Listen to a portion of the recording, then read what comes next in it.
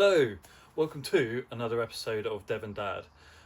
Today we're going to do a video. If you are currently living in an area with a hosepipe ban, this is the video for you. Stay tuned.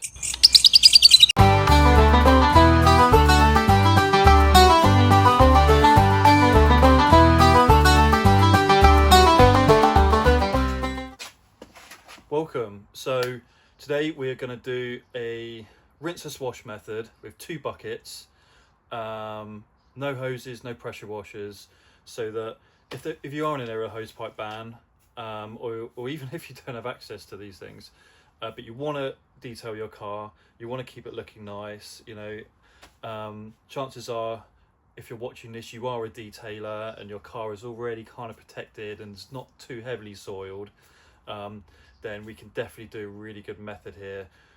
I'm using 2 buckets, mainly so I can keep my pump sprayer filled up with clean rinseless wash, and we're going to utilise this pump sprayer as much as possible. Okay?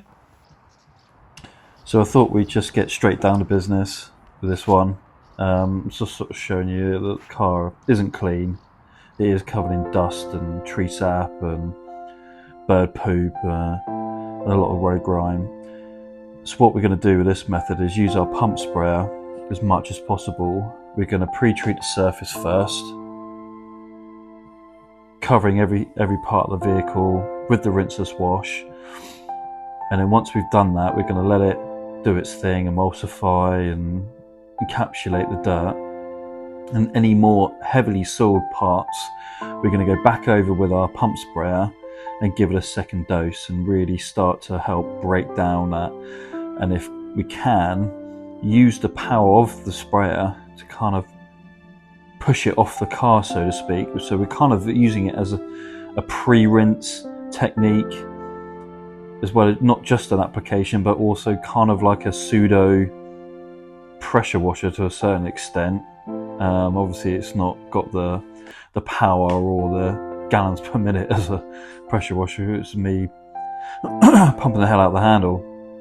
But I think this method is, we've only got 2 buckets. I mean, I guess you could probably do it with 1 bucket, but the idea is that with the 2, we're going to use 1 bucket for the wash, the contact wash, and then we're going to keep using the spare as our refill. And what I'm actually going to do with this one, because I'm so confident with the rinseless wash system, we're actually going to clay and seal at the end of this, because this car is actually quite contaminated. When I touch the surface, I can feel the roughness of the paint. So we're going to go straight in with once we've done the contact wash, we're going to go really deep and use the clay and seal method. So yeah, I'm just trying to give this little bit of stubborn bird poop here that's quite caked on, a little bit of extra rinsing here, and then you could do that with any part of the car. So this is the best example, I think, of the rinseless wash on the back here. So I'm gonna, on the top of the bumper on this shelf, you can see I can kind of rinse the dirt away that's been dislodged from applying it, and by applying it to the back of the car, so from top down, really sort of blasting it off the rubbers there. And then you can see as we go back down in a second that dirt has just literally fallen down as it's been removed from the paint and now is sitting back on the bumper shelf. See, it's such a great system. It just encapsulates everything, and then we can just rinse and wash that off. So now we're going to go again, and I'm going to blast it off again using the pump sprayer. And like I've said in the previous video, you don't have to have the IK pump sprayer like this is. You can have garden centres do pump sprayers for applying chemicals to your garden and things like that. So any kind of pump sprayer is great for this. It doesn't have to be a foamer. And I think if you have a foamer, you can always adapt it so it is just a sprayer. And now after doing the initial application, I'm actually going around again just to really break off and break down that road grime before we do the contact wash, because I just want to make sure the grit in any heavy stuff. And then here by the wing mirror there's a stubborn bit of bird poo again, which I'm just trying to get off. There's a couple of lumps. It just flicked off my finger. And yeah, so we're just trying to really get all the heavy stuff off. And don't forget the wheels as well. I have been going around doing the wheels, but I've just not really filmed it in this particular instance. And all the rubbers as well. The rubbers seem to accumulate quite a lot of grime and things like that. But when I washed the car the other day, I did notice that my bonnet and the roof is very, very rough. So it indicates that it's highly contaminated. And now with the contact wash system here, I'm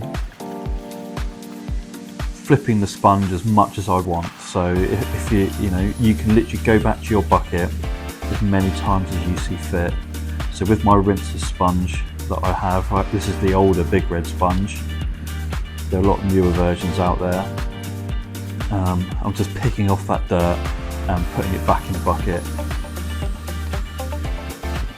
And you can literally just keep going back to your bucket to keep that sponge clean as much as you need to. And because we've done that pre-wash, there shouldn't be a huge amount of heavy, gritty stuff. So we're literally just getting rid of the road traffic film,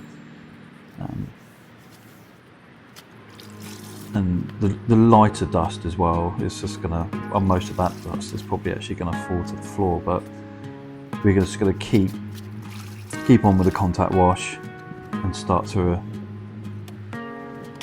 get as much of that traffic film and road grime off. And don't forget all your gutters and scuppers and windscreen wipers and the blades and the handles, all that good stuff, and in where the fuel filler cap is as well. So I'm working through to the bonnet. There was quite a lot of bugs actually on this, as it's summer, and it's been so hot at the minute in the UK.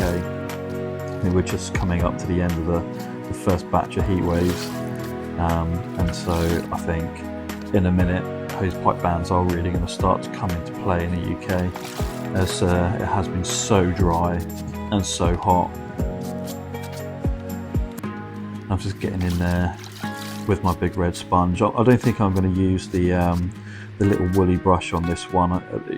The sponge that I have is it's got all the little cuts and grooves, so it does contort and get in those little crannies and stuff, and then the grill, and it is actually such a great little tool. So now we're applying it on the roof again, starting top to bottom, trying to be as methodical as I can. Any time that I feel like I've picked up a large amount of grit or dirt, going straight back to the bucket. And you can see it's starting to turn a little bit greyy, but it's not super dirty, because that pre-wash really did start to lift it off the paint, and that second application of the pre-wash did really kind of blast it off.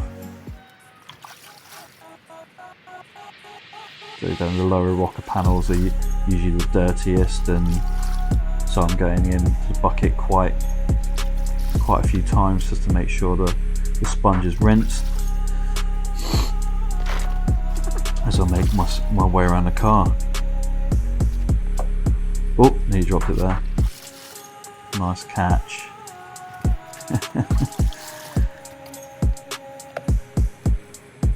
So yeah, don't forget your wing mirrors. Get right in there. Get all the glass and windows. Now back to the rear of the car with a contact wash. So like you saw from the previous section, I think we got a lot of the heavy stuff off. We blasted it with the sprayer off the shelf and in out of those little nooks and underneath the handle and the lights and stuff. And what I like to do as well is getting around the gutters and the shuts around the door as well. I'm using my little woolly brush on this one just to get in there into those crevices, just because it is quite tight, and there are quite a lot of sharp edges from the components of the car, sort of around the the headlight surrounds and things like that. So I don't want to rip my sponge to damage it. So I'm using the brush to get into those little tight spots where it's not going to get caught on the plastics and things.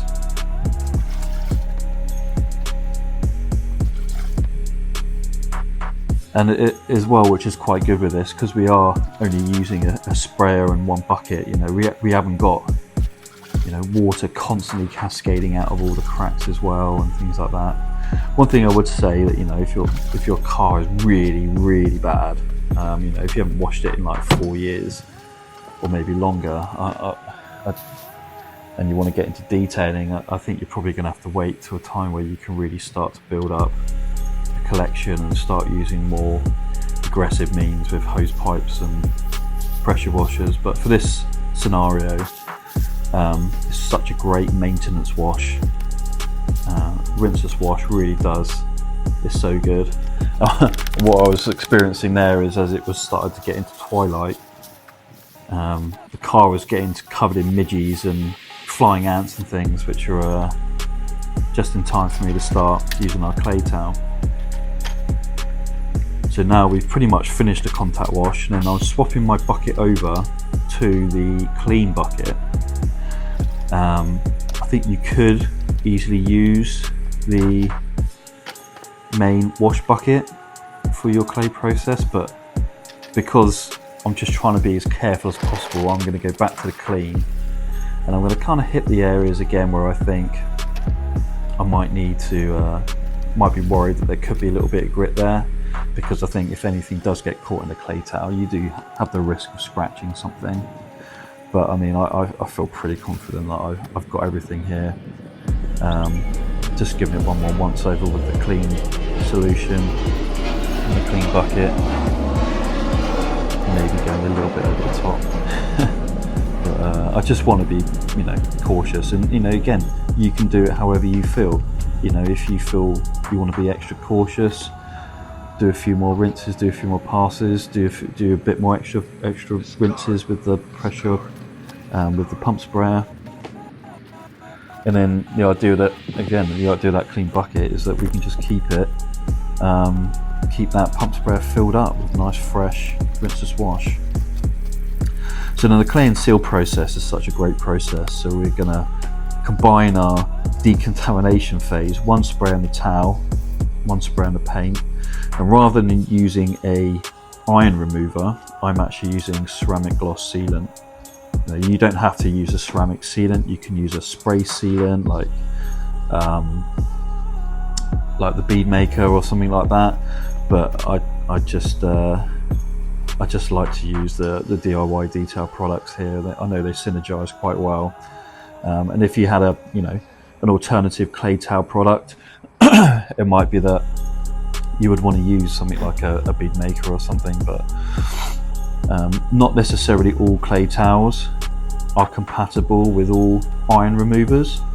But I think when it comes to sealants, because sealants aren't aggressive, or they're not going to start breaking down the clay towel. So I'm going around and spraying how I feel really. So usually one on the panel, one on the towel, match them up, and off I go. As I move around the car in a minute, some areas are more heavily contaminated than others, and what I've tried to do on the roof on the other side is really show you by getting in there with the mic, and hopefully you can hear a bit of the roughness. But literally you can do everything with this clay towel. And what's great about the clay towel as well is if you drop it, put it back into your rinseless wash bucket, wash it around a bit, wring it out a bit. Be quite gentle with the wringing out, don't just grab it and twist it, because you don't want to damage that synthetic layer that's in the towel. And just go around the entirety of the car. I'm not doing the wheels in this instance because I'm leaving the wheels till last. Like with the previous rinseless wash app video, I would do the paint first and then do the wheels. I'm in sort of like quite a cool environment in a minute, so the sun is going down, it's getting cooler and cooler. if you were in the morning and it's getting warmer and warmer, I would recommend doing your clay and seal in sections. So like I did with the roof and then the side there, I would then dry, because the ceramic gloss, if it dries on the paint, can be a bit of an issue. But the simplest solution around that is to spray the ceramic gloss on the dried out section to reactivate it and then wipe it off. Obviously I wouldn't recommend doing this in the height of the day in direct sunlight. I tried that once before to do a rinseless wash when it's been really hot and it literally was just steaming off the roof. So be methodical, use a bit of common sense, and just try and do your best, really. And then just keep taking your clay towel back to the bucket anytime you feel like you want to, really. You know, it's entirely up to you. I don't think there's necessarily any particular wrong way of doing it. You probably could go around the whole car, swapping the sides. Now here we go. So now on this section of the roof, after I finished pumping, I'm just applying the rinseless wash again, just to give myself a little bit more lubrication for the clay towel, and just to knock off a bit more of that dirt. And then I could go ahead and do another contact wash with a sponge, just to make sure everything is removed off the paint.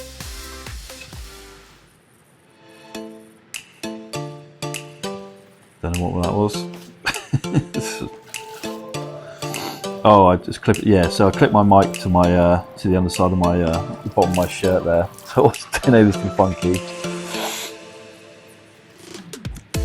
So now here, hopefully you can pick this up, but you can hear how rough the roof is.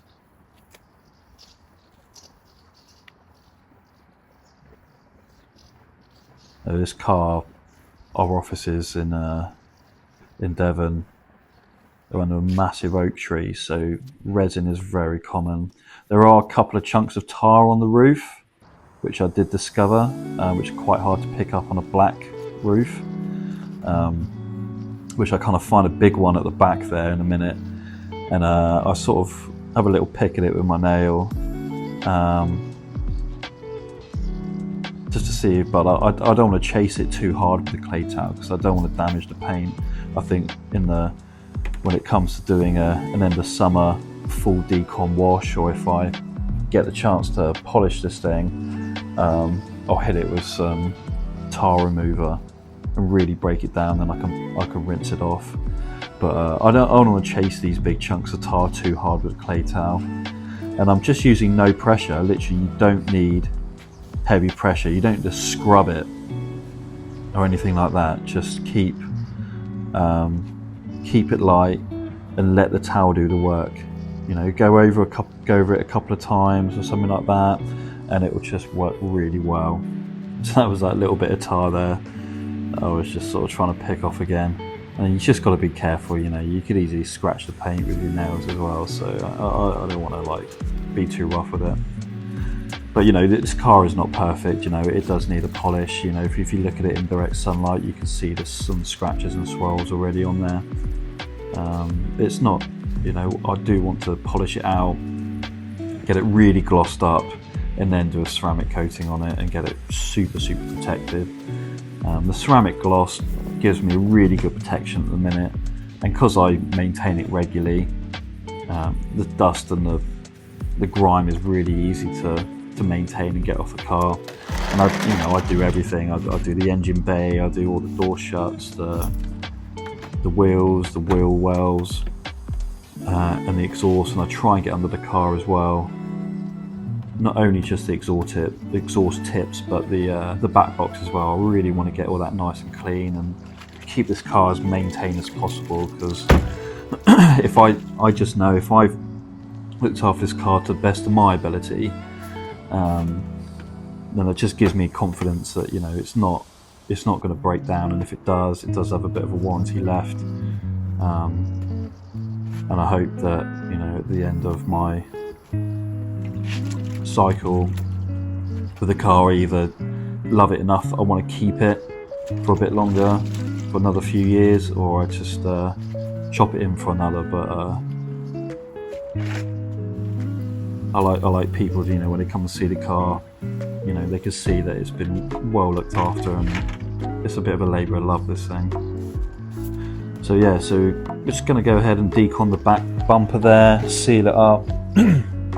You can use it on all the lights, the plastics, you know, the rubbers, don't worry about that. But like I say, if you got really, you know, if you haven't detailed your car very much and all your rubbers are like leaking black gunk, then perhaps hold off on the clay towel.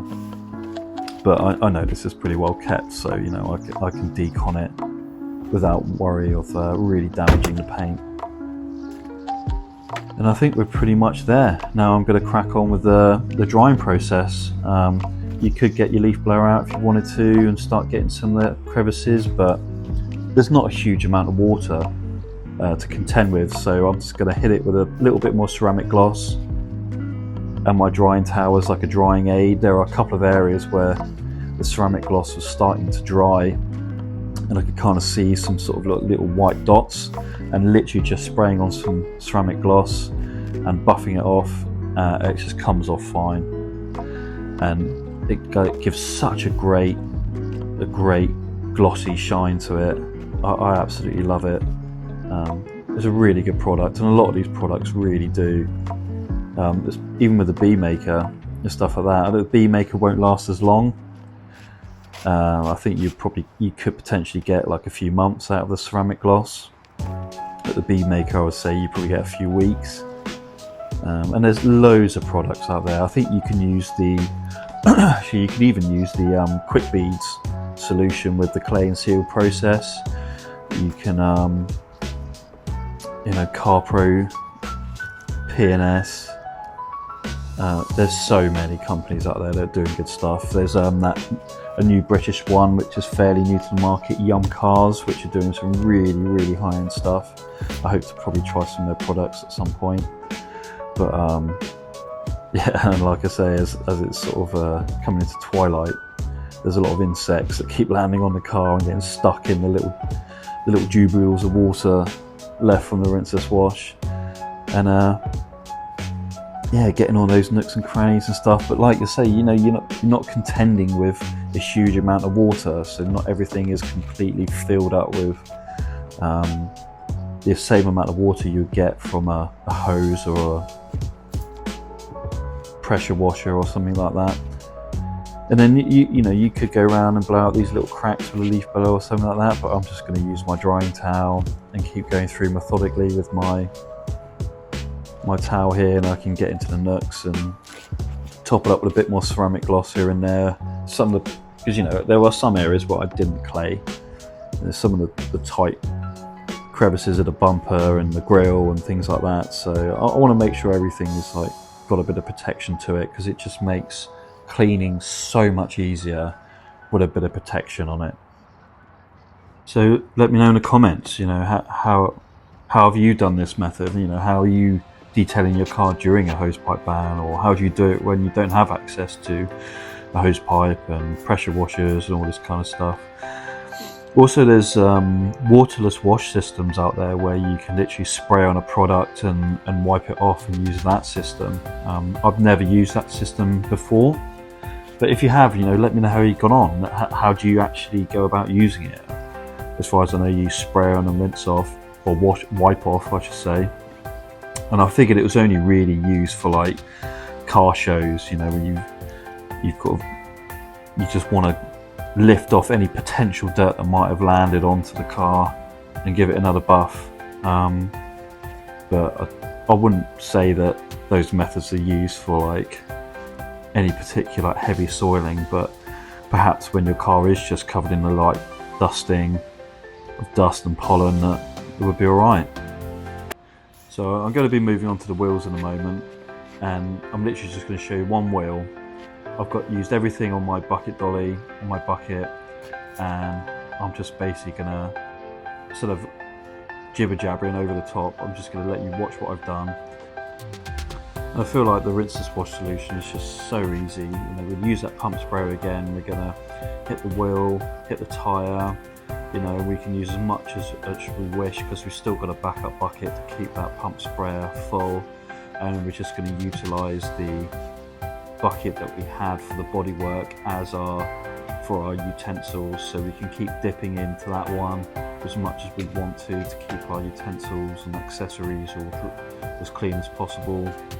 And literally, again, you could just go back and forth as much as you feel like you want to. So here we are, we're pretty much wrapping up, detailing the paint here. You know, I think the car, you know, it's not perfect. The paint does have scratches and swirls and marks on there. You know, if I pulled it into the garage, you could probably see these if I put the right light on it. But in this twilight light, it just looks so good. And like I say, you don't have to have perfect paint to get really good results.